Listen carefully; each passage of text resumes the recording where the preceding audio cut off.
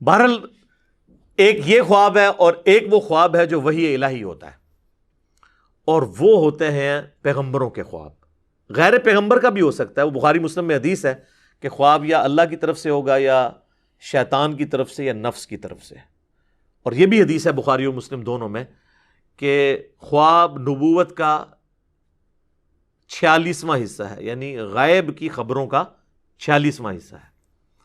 اور صحیح بخاری میں حدیث موجود ہے کہ میری وفات کے بعد اب غائب کی خبروں سے صرف خواب والی جو ڈومین ہے یہ باقی رہ گئی ہے، اور وہ بھی ساتھ فرمایا جو نیک خواب ہیں اللہ تعالیٰ دکھائے گا، مبشرات باقی ہیں اور وہ نیک خواب۔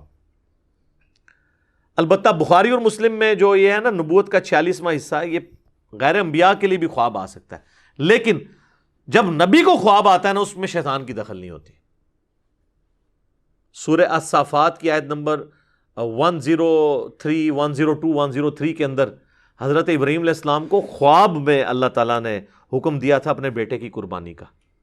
یہ تو بہت بڑا ایک ڈیسیژن تھا نا، ایک بندہ مارنا ہے آپ نے، تو وہ خواب وہی الہی تھا اور وہ ایگزیکیوٹ کرنے پہنچ گئے، وہ تو پھر اللہ تعالیٰ نے اس کے بدلے میں ایک فدیہ نازل فرما دیا۔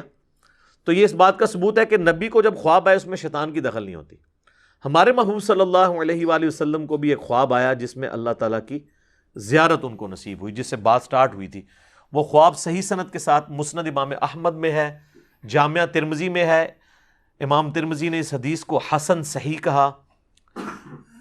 اس پہ ترا یہ کہ امام ترمذی نے کہا کہ میرا استاد جو ہے امام بخاری محمد بن اسماعیل سے جب میں نے اس حدیث کے بارے میں پوچھا تو انہوں نے فرمایا یہ حدیث بالکل صحیح ہے، اگرچہ بخاری میں نہیں ہے، لیکن امام بخاری کی تصحیح امام ترمذی نے اپنے استاد کی نقل کر کے اس پہ پکی مور لگا دی۔ اس حدیث کو مسند احمد کی تحکیم کرنے والے شعیب ارنوت رحمۃ اللہ علیہ نے بھی صحیح کہا، ترمذی کی تحکیم کرنے والے شیخ البانی اور شیخ زبیلی زئی نے بھی اس کو صحیح کہا، یعنی امت نے اس کو ایکسیپٹ کیا۔ اور یہ حدیث مشکات کے اندر آپ کو شروع میں مل جائے گی، کتاب المساجد چیپٹر میں، نماز پڑھنے کے مقامات والے چیپٹر میں، کیونکہ اس حوالے سے بھی اس میں ایک ذکر موجود ہے۔ 748 نمبر ہے جی مشکات میں اس کا، اور ترمذی میں ہے 3235۔ اس حدیث کا ویسے ٹیسٹ یہ ہے کہ میں اسے ورڈ بائی ورڈ پڑھوں، اور اس میں ایک دعا بھی ہے، وہ ہم کوشش کریں گے کہ اس کے نیچے ڈسپلے کریں۔ نبی علیہ السلام نے حکم فرمایا کہ میرا یہ خواب سچا ہے، میرے امتیوں تک پہنچاؤ تاکہ وہ یہ دعا یاد کریں۔ یہ اللہ سے بہت بڑی دعا ہے جو نبی علیہ السلام نے اس خواب میں مانگی ہے۔ معاذ ابن جبل کہتے ہیں کہ ایک روز رسول اللہ صلی اللہ علیہ وآلہ وسلم ہمیں نماز فجر پڑھانے کے لیے تشریف نہ لائے، قریب تھا کہ ہم سورج کے طلوع ہونے کا مشاہدہ کر لیتے۔ پھر آپ بہت تیزی سے تشریف لائے، چنانچہ نماز کے لیے اقامت کہی گئی۔ رسول اللہ صلی اللہ علیہ وآلہ وسلم نے اختصار کے ساتھ نماز پڑھائی۔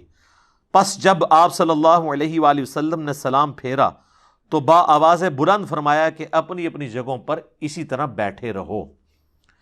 پھر آپ علیہ السلام ہماری طرف متوجہ ہوئے اور فرمایا کہ میں ابھی تمہیں بتاتا ہوں کہ میں تمہیں نماز پڑھانے کے لیے کیوں نہیں آیا۔ یعنی وہ آپ کی وہ جو نیند تھی وہ غفلت کی وجہ سے نہیں تھی۔ میں رات کو بیدار ہوا، وضو کیا، جس قدر مقدر میں تھا میں نے نماز پڑھی، پھر مجھے اونگ آنے لگی حتیٰ کہ وہ مجھ پر غالب ہو گئی۔ تب میں نے اپنے رب تبارک و تعالی کو بہترین صورت میں دیکھا، خواب میں۔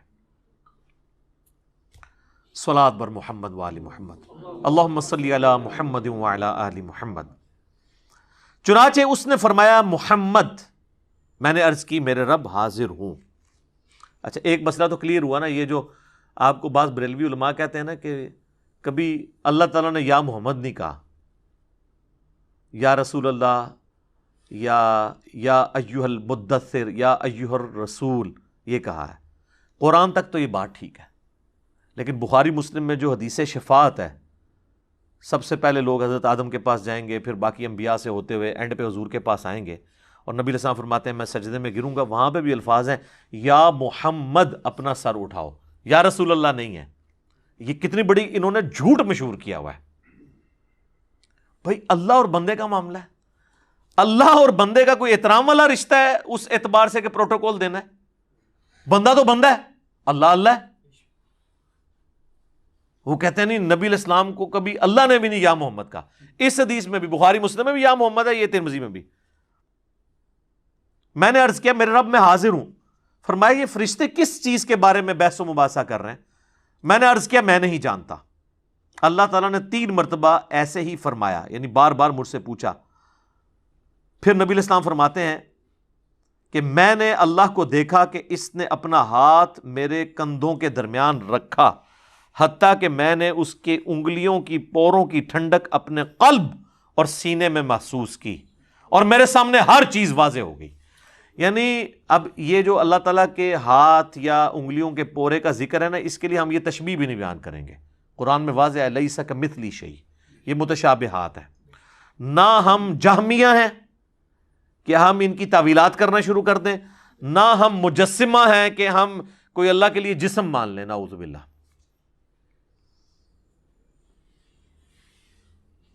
اور یعنی اس کی برکت سے پھر ہر چیز کہتے ہیں مجھے واضح ہوگی اور میں نے پہچان لی. پھر میرے رب نے مجھ سے فرمایا محمد، میں نے عرض کی میرے رب میں حاضر ہوں. یہ مقرر فرشتے کس چیز کے بارے میں بحث و مباحثہ کر رہے ہیں؟ میں نے عرض کیا کہ گناہ مٹا دینے والے اعمال کے بارے میں. اللہ نے پوچھا وہ کیا ہیں؟ اب سکھایا اللہ نے خود ہی ہے، لیکن یہ اصل میں تربیت ہو رہی ہے. میں نے عرض کیا باجماعت نماز پڑھنے کے لیے چل کر جانا. یہ آپ نے ذرا مال نوٹ کر رہے ہیں. نماز کے بعد مسجد میں ہی بیٹھے رہنا، اور ناگواری کے باوجود اچھی طرح مکمل وضو کرنا. 3 اعمال. پھر وہ کس چیز کے بارے میں بحث کر رہے ہیں؟ میں نے عرض کیا درجات کے بارے میں. فرمایا وہ کیا ہے؟ میں نے عرض کیا کھانا کھلانا، نرمی سے بات کرنا، اور جب لوگ سو رہے ہوں تو نماز تہجد پڑھنا. یہ درجات کی بلندی کا سبب ہے. اور جو پہلے 3 اعمال تھے وہ گناہوں کے مٹانے والے 3 اعمال ہیں. اچھا، آج نبی علیہ السلام فرماتے ہیں کہ اللہ تعالیٰ نے پھر مجھ سے فرمایا کہ اے محمد کچھ مانگنا ہے تو مجھ سے مانگ لو.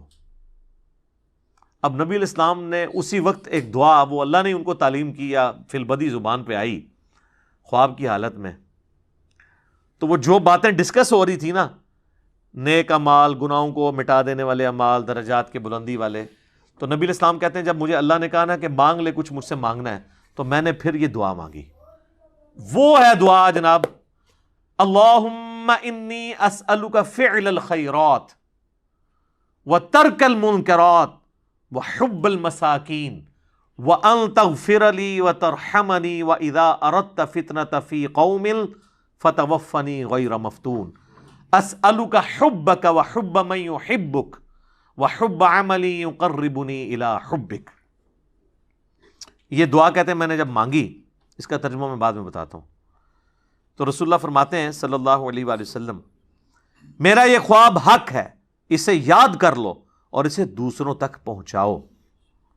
امام ترمذی فرماتے ہیں حدیث حسن صحیح ہے، اور میں نے محمد بن اسماعیل بخاری سے اس حدیث کے متعلق پوچھا تو انہوں نے فرمایا یہ حدیث صحیح ہے.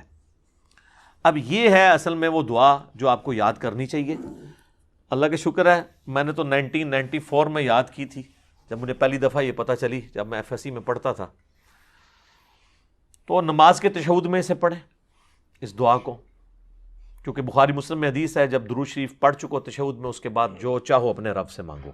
تو آپ یہ مانگیں کہ اللہم انی اسألک فعل الخیرات، اے اللہ میں تجھ سے سوال کرتا ہوں ہر طرح کے نیک کام کرنے کا، وترک المنکرات، اور ہر برے کام کو چھوڑ دینے کا، وحب المساکین، اور مسکینوں سے محبت کرنے کا. وہی باتیں جو وہ ڈسکشن ہو رہی تھی. وَأَن تَغْفِرَ لِي وَتَرْحَمَنِي، اور یہ کہ تو مجھے بخش دے اور مجھ پر رحم فرما. وَإِذَا أَرَدْتَ فِتْنَةَ فِي قَوْمٍ فَتَوَفَّنِي غَيْرَ مَفْتُونٍ، اور جب تو ارادہ کرے کسی قوم کو آزمائش میں ڈالنے کا تو اے اللہ مجھے اس آزمائش سے بچا کے رکھنا. اسألک حبک، اے اللہ میں تجھ سے تیری محبت کا سوال کرتا ہوں. وحب من یحبک، اور ہر اس شخصیت کی محبت کا سوال کرتا ہوں جس سے تو محبت کرتا ہے. وحب عملی یقربنی الی حبک، اور ہر اس نیک عمل کی محبت میں تجھ سے مانگتا ہوں جو مجھے تیرا قرب عطا کر دے. یہ اسی کی فارم ہے جو ابو داؤد میں اور نسائی میں حدیث ہے نا، معاذ ابن جبل سے حضور نے کہا تھا معاذ میں تجھے محبوب رکھتا ہوں، میں تجھے وصیت کرتا ہوں کہ ہر نماز کے بعد کبھی ترک نہ کرنا، ربی اعنی علی ذکرک و شکرک و حسن عبادتک۔ اور نسائی میں الفاظ ہیں اللہم اعنی علی ذکرک و شکرک و حسن عبادتک، اے اللہ میری مدد فرما ذکر کرنے پر، شکر ادا کرنے پر، اور اچھے طریقے سے عبادت کرنے کے اوپر، اے اللہ تو میری مدد فرما۔ تو یہ جناب خواب تھا، یہ ہے اصل خواب جو اللہ تبارک و تعالیٰ نے ہمارے محبوب صلی اللہ علیہ وآلہ وسلم کو دکھایا۔ اس کائنات میں ایک ہی ہستی ہے جسے خواب میں زیارت ہوئی، وہ ہمارے محبوب صلی اللہ علیہ وآلہ وسلم ہے۔ انشاءاللہ جنت میں جا کے ہم سب زیارت کریں گے۔ دنیا میں کسی اور کے بارے میں کلیم کرنا میں سمجھتا ہوں نبی اسلام کی شان میں بھی گستاخی ہے اور قرآن و سنت کی تعلیمات کا مذاق اڑانا ہے۔ تو ہم تو میرے بھائی صرف آپ کو سمجھا سکتے ہیں کیا کہ مرنے سے پہلے اے مسلمان کر لے اس پہ غور، کتابوں کا خدا اور ہے، بابوں کا خدا اور۔ کہنے کو تو دین سب کا اسلام ہے، لیکن کتابوں کا جہاں اور ہے، بابوں کا جہاں اور جب یہ آپ دو سٹیجیں طے کریں گے نا تو آپ کے اندر سے آواز آئے گی کیا کہ نہ میں وہابی، نہ میں بابی، میں ہوں مسلم علمی کتابی، نہ میں وہابی ہوں اور نہ میں بابوں کا دفاع کرنے والا بابی ہوں، میں علمی کتابی مسلم ہوں۔ ٹھیک ہو گیا جی؟ اللہ تعالیٰ سے دعا ہے جو حق بات میں نے کہی اللہ تعالیٰ ہمارے دلوں میں راسخ فرمائے، اگر جذبات میں میرے منہ سے کوئی غلط بات نکل گئی تو اللہ تعالیٰ ہمارے دلوں سے اسے دھو ڈالے، ہمیں معاف بھی فرما دے، ہمیں کتاب و سنت کی تعلیمات پر عمل کر کے دوسرے بھائیوں تک پہنچانے کی توفیق عطا فرمائے۔ سبحانک اللہم و بحمدک، اشہد ان لا الہ الا انت، استغفرک و اتوب الیک، وما علینا الا البلاغ المبین۔ جزاکم اللہ خیرا۔